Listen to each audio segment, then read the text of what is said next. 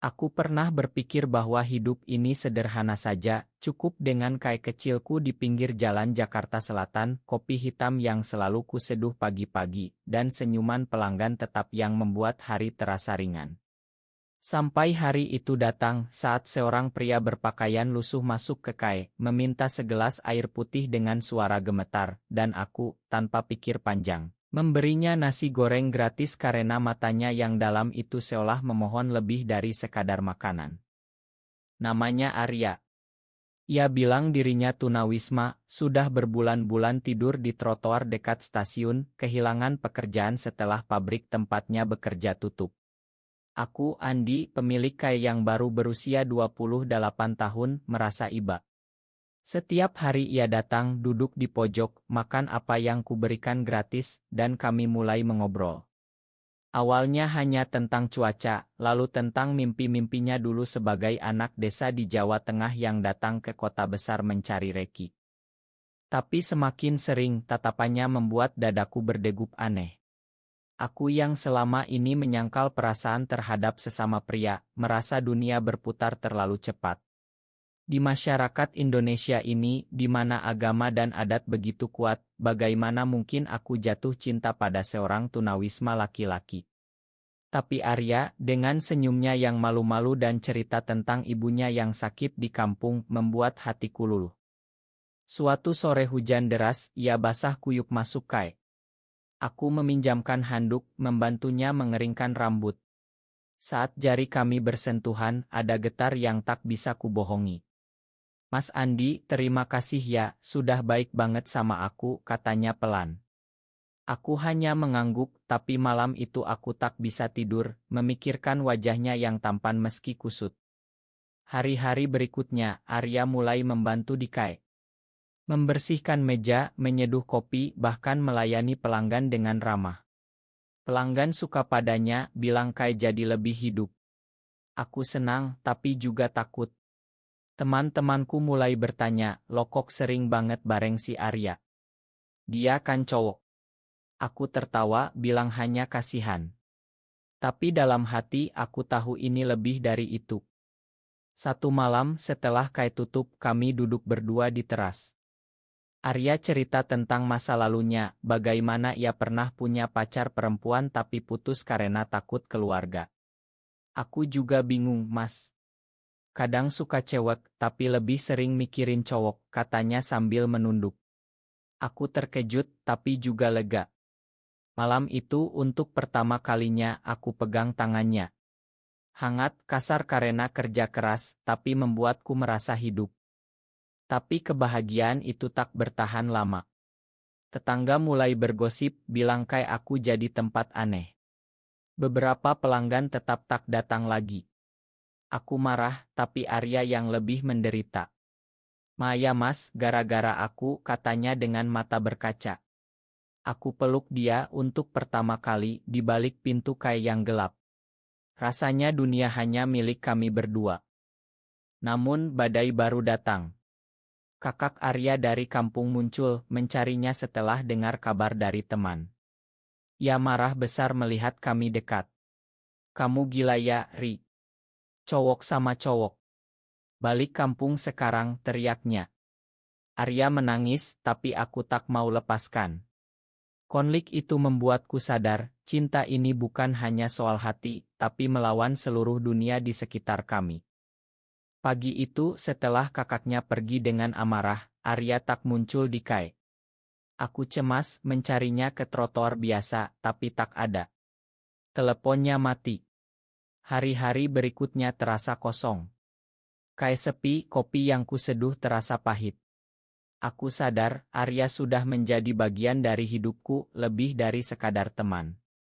Akhirnya, setelah seminggu, ia datang lagi, wajahnya pucat. "Mas, aku balik kampung dulu." "Kakak maksa," katanya. Aku marah, tapi lebih iba. Kami duduk di pojok, ia cerita bagaimana keluarga menolak, bilang ini dosa besar, malu pada tetangga. Di Indonesia ini, keluarga adalah segalanya, dan Arya takut kehilangan mereka. Tapi malam itu, ia mengaku aku cinta sama Mas Andi. Dari pertama kali Mas kasih makan gratis, aku sudah jatuh. Kata-kata itu membuat air mataku jatuh. Aku balas, aku juga, Ri. Aku takut, tapi aku cinta kamu. Kami berpelukan lagi lebih lama di kai yang sepi. Rasanya manis, tapi juga pahit karena tahu ini tak mudah. Arya mulai tinggal di loteng kai kecilku. Rahasia kami. Pagi-pagi ia bantu buka, malam kami ngobrol sampai larut. Cinta kami tumbuh pelan, penuh kehangatan. Ia cerita mimpi ingin punya usaha sendiri, aku janji bantu. Kami jalan-jalan malam di pasar malam, pegangan tangan diam-diam, takut dilihat orang. Tapi gosip semakin kencang. Seorang pelanggan lama, Pak Haji, bilang langsung, Andi, hati-hati ya sama si Arya. Orang bilang kalian aneh. Aku pura-pura tertawa, tapi dalam hati sakit. Arya mendengar, ia menangis di loteng. Aku bikin Mas susah, katanya. Aku peluk, bilang kita kuat bersama. Konflik memuncak saat Ibu Arya datang ke Jakarta. Ia sakit, butuh biaya operasi. Arya panik, ingin jual apa saja. Aku tawarkan pinjam uang dari tabunganku. Tapi ibunya saat melihat kami dekat, curiga. Ri, kamu kok tinggal sama Mas Andi? Jangan-jangan. Arya bohong bilang hanya kerja. Tapi ibu tak percaya. Suatu hari, rahasia terbongkar. Teman Kai cerita pada keluarga Arya. Kakaknya datang lagi, kali ini dengan beberapa saudara. Mereka tarik Arya paksa, pukul aku saat aku coba lindungi. Kalian dosa.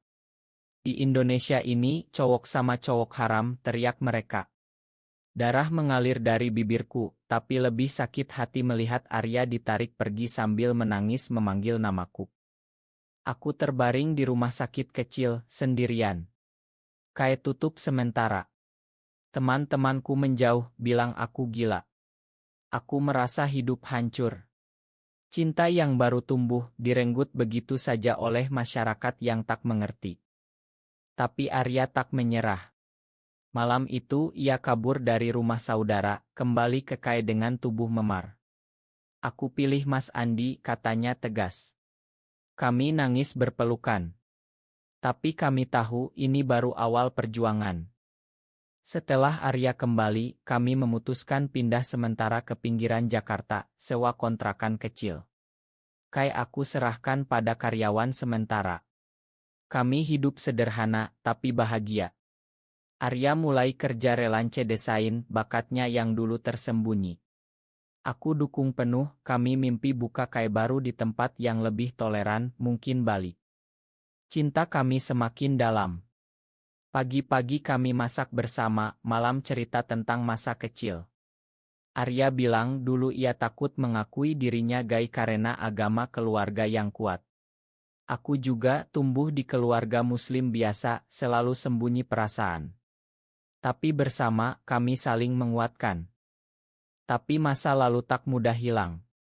Keluarga Arya terus hubungi, minta ia tobat, nikah dengan perempuan.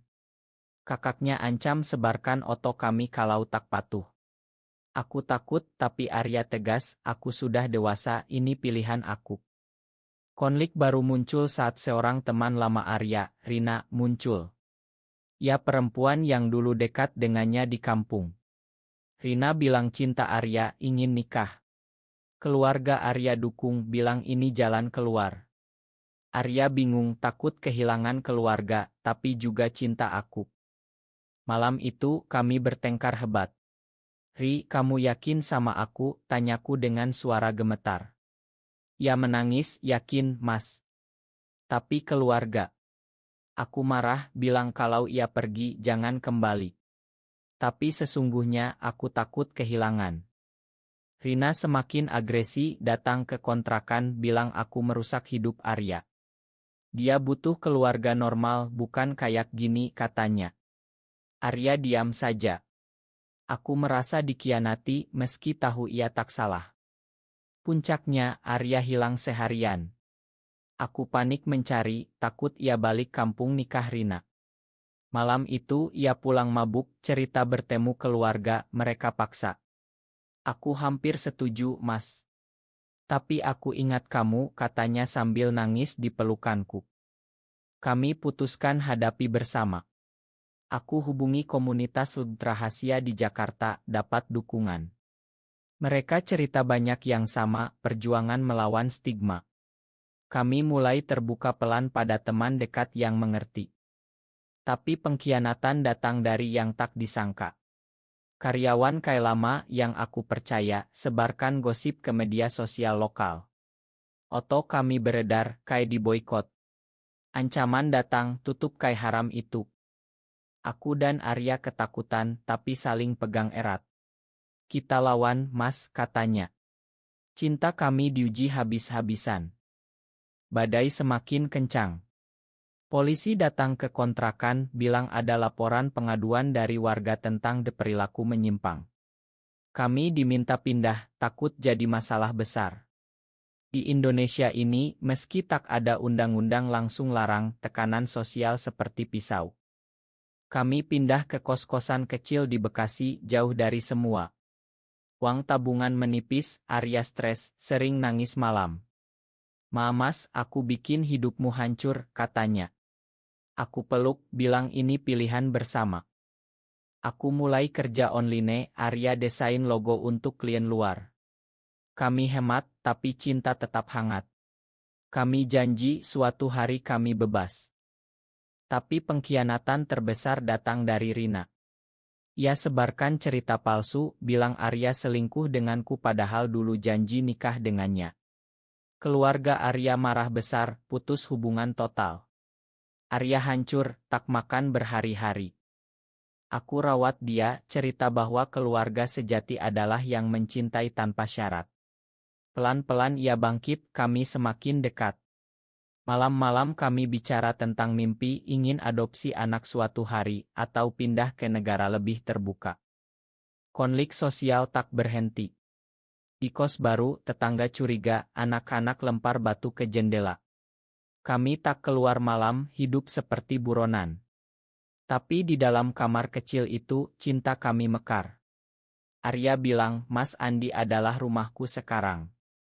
Suatu hari, kami dapat undangan dari komunitas, acara rahasia di rumah aman. Di sana, kami ketemu banyak pasangan sama. Cerita mereka mirip, penuh air mata tapi juga harapan. Aku sadar, kami tak sendirian. Arya mulai tulis cerita kami di blog anonim, dapat banyak dukungan dari netizen yang paham. Pelan-pelan, ada yang kirim donasi, bantu kami buka kai kecil online, jual kopi kirim-kirim. Tapi ibu Arya sakit parah. Ia hubungi Arya terakhir kali, minta dari rumah sakit. Arya balik kampung sendirian, aku takut tapi dukung. Di sana ibu nangis, bilang terima Arya apa adanya sebelum meninggal. Kembali ke Jakarta, Arya berubah. Lebih kuat, bilang ingin hidup terbuka. Kita tak salah cinta, Mas. Setelah ibu Arya meninggal, ia dapat warisan kecil tanah di kampung. Kami jual, tambah tabungan, buka kai baru di Yogyakarta, kota lebih toleran. Nama kaikut Rumah Kopi, tempat aman bagi yang sama seperti kami. Awalnya sepi, tapi pelan rame. Komunitas datang, cerita, dukung. Ada yang bilang kami inspirasi. Tapi tetap ada konflik, ormas datang demo kecil, bilang kayak promosi dosa. Polisi lindungi, tapi hati tetap was-was. Arya jadi manager, aku barista. Kami kerja bareng, senyum satu sama lain di balik counter. Cinta kami matang, penuh pengertian. Tak ada lagi rahasia besar. Tapi masa lalu muncul lagi. Kakak Arya datang, minta maaf setelah ibu meninggal, pesan terakhir terima kami. Ia nangis, peluk Arya. Maya, Ri. Abang salah. Rekonsiliasi itu menyembuhkan luka lama. Kai semakin sukses, kami bantu tunawisma lain, seperti dulu aku bantu Arya. Lingkaran kebaikan. Pelanggan beragam, ada yang hetero dukung kami, bilang cinta adalah cinta. Tapi badai terakhir datang saat pandemi. Kayak tutup uang habis. Kami hampir putus asa. Arya sakit, aku rawat sendirian. Di saat sulit itu, cinta diuji lagi. Kita lewati bersama seperti dulu, kataku. Komunitas bantu, donasi mengalir. Kami bangkit, buka deleri. Pelan kayak hidup lagi. Arya bilang ingin komitmen lebih meski tak bisa nikah resmi. Kami adakan upacara kecil dengan teman dekat, janji sehidup semati. Hidup tak mudah, tapi penuh makna. Dari tunawisma yang makan gratis, Arya ambil hatiku, ubah hidupku jadi lebih berani mencinta. Tahun-tahun berlalu, kain rumah kopi jadi ikon kecil di Yogyakarta. Kami adopsi anak yatim, beri nama Harapan. Ia tumbuh tahu dua ayah yang saling cinta. Masyarakat sekitar pelan terima, anak-anak main di KAE, tak ada lagi lempar batu. Arya jadi pembicara di seminar rahasia, cerita perjuangan di Indonesia. Aku dukung dari belakang. Kami sadar perubahan butuh waktu, tapi setiap cerita seperti kami ubah sedikit demi sedikit pandangan orang. Konflik terakhir kecil saat Harapan sekolah ditanya teman, di mana ibumu? Ia jawab bangga, aku punya dua ayah yang hebat. Guru panggil kami, tapi akhirnya paham, dukung. Kami tua bersama, rambut beruban, tapi tatapan tetap sama seperti dulu. Arya bilang, Mas, terima kasih sudah kasih makan gratis dulu. Itu awal segalanya. Aku tersenyum, pegang tangannya. Dari pengkhianatan keluarga, gosip masyarakat, hingga penerimaan pelan, cinta kami bertahan. Bukan happy ending sempurna, tapi manusiawi. Kami belajar, cinta sejati melawan segala, dan mengubah hidup jadi lebih indah. Di Indonesia yang masih berjuang dengan toleransi, cerita kami mungkin kecil, tapi harapannya besar. Bagi yang sama seperti kami, ketahuilah, ada tempat, ada cinta yang menunggu. Dan aku, yang dulu beri makan gratis pada tunawisma, kini punya keluarga lengkap berkat dia yang ambil hatiku.